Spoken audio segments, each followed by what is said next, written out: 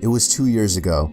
I was called in to do the night shift, 10 p.m. to 4 a.m. at 7-Eleven, since somebody called out. The store was located on a busy road in a rather quiet and rural area. During the night shift, you could expect anywhere from 10 to 20 people come in to buy a beer or something else. This one particular night, there was this one guy, mid-20s, that came in. He started making weird noises, like loud yelling noises.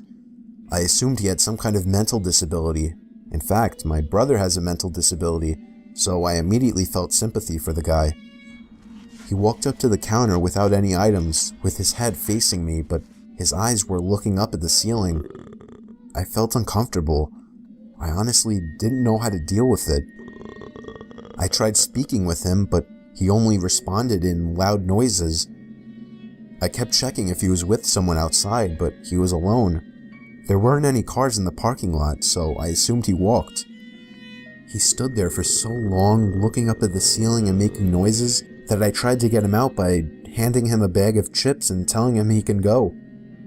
I tried finding some kind of number to call for someone to help him. Then, out of nowhere, he finally turned around and walked out of the store. I felt so horrible for the man, but at the same time, I felt a bit creeped out.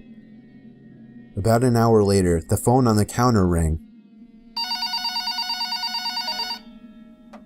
I picked up to hear the familiar yelling sounds of the man from earlier. It caught me off guard. I didn't know what to think, other than this has to be some kind of prank. I hung up on them and was now becoming paranoid of my surroundings, constantly checking the outside through the windows.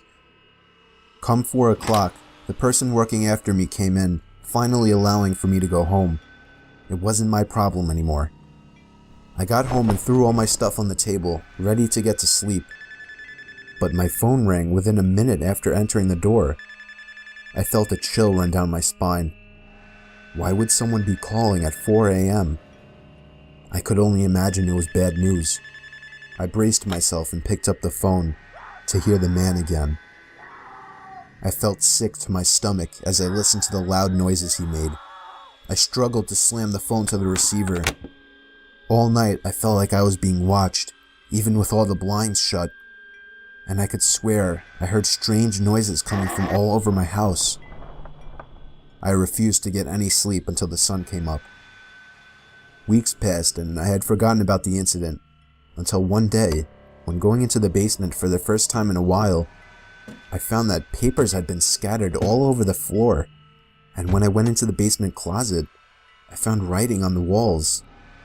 7-Eleven had been written in Sharpie on the wall, along with the address to the 7-Eleven I worked at and my house address.